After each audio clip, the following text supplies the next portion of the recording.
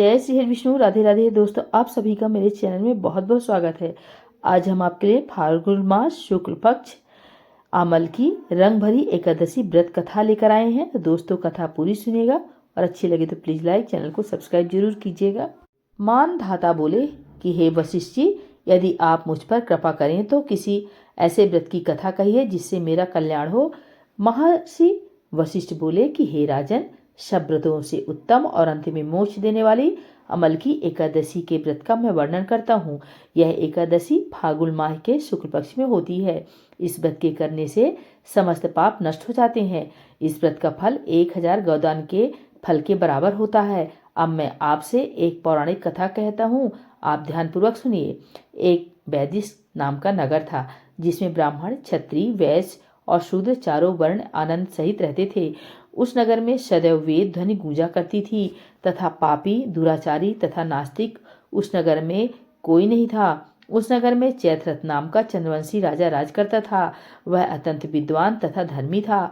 उस नगर में कोई भी व्यक्ति दरिद्र व कंजूस नहीं था। सभी नगरवासी विष्णु भक्त थे और आबाल वृद्ध स्त्री पुरुष एकादशी का व्रत किया करते थे। एक समय फाल्गुन मास के शुक्ल पक्ष की अमल की एकादशी आई। उस दिन राजा, प्रजा तथा बाल वृद्ध सबने हर्षपूर्वक व्रत किया। राजा अपनी प्रजा के साथ मंदिर में जाकर पूर्ण कुंभ स्थापित करके धूप, दीप, नैवेद्य, पंचरत्न आदि से धात्री यानी आंवले का पूजन करने लगे और इस प्रकार स्तुति करने लगे। हे धात्री, तुम ब्रह्मस्वरूप हो, तुम ब्रह्मा जी द्वारा उत्पन्न हुई हो और समस्त पापों का नाश करने वाले हो। तुमको नमस्कार है। अब तुम मेरा आर्घ्य स्वीकार करो। तुम श्री रामचंद्र जी द्वारा सम्मानित हो। मैं आपकी प्रार्थना करता हूँ, अतः आप मेरे समस्त पापों का नाश करो। उस मंदिर में सबने रात को जागरण किया। रात के समय वहाँ एक बहेलिया आया जो अत्यंत पापी और दुराचारी था। वह अपने कुटुंब का पालन जीव हत्या करके किया करता था। भूख और प्यास से अत्यंत व्याकुल वह बहेलिया इस जागरण को देखने के लिए मंदिर के एक कोने में बैठ गया और विष्णु भगवान तथा एकादशी महात्म्य की कथा सुनने लगा। इस प्रकार अन्य मनुष्यों की भांति उसने भी सारी रात जागरण जागकर बिता दी। प्रातःकाल होते ही सब लोग अपने घर चले गए तो उसने बहेलिया भी अपने घर चला गया। घर जाकर उसने भोजन किया। कुछ समय बीतने के पश्चात उस बहेलिया की मृत्यु हो गई। मगर उसने अमल की एकादशी के व्रत तथा जागरण से उसने राजा विदुरथ के घर जन्म लिया और उसका नाम वसुरथ रखा गया। युवा होने पर वह चतुरंगिनी सेना के सहित तथा धन धान से युक्त होकर 10,000 ग्रामों का पालन करने लगा। वह तेज में सूर्य के समान, कांति में चंद्रमा के समान, वीरता में भगवान विष्णु के समान और क्षमा में पृथ्वी के समान था। वह अत्यंत धार्मिक, सत्यवादी, कर्मवीर और विष्णु भक्त था। वह प्रजा का समान भाव से पालन करता था। दान देना उसका नित्य कर्तव्य था। एक दिन राजा शिकार खेलने के लिए गया। दैवी योग से वह मार्ग भूल गया और दिशा ज्ञान न रहने के कारण उसी वन में एक वृक्ष के नीचे सो गया। थोड़ी देर बाद पहाड़ी म्लेच्छ वहां पर आ गए और राजा को अकेला देखकर मारो मारो शब्द करते हुए राजा की ओर दौड़े।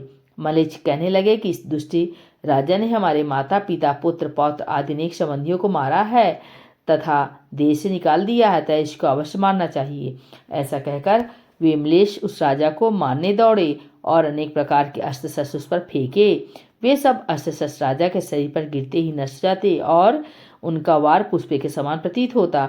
अब उन म्लेच्छों के अस्त्र शस्त्र उल्टा उन्हीं पर प्रहार करने लगे, जिससे मूर्छित होकर गिरने लगे। उसी समय राजा के शरीर से एक दिव्य स्त्री उत्पन्न हुई।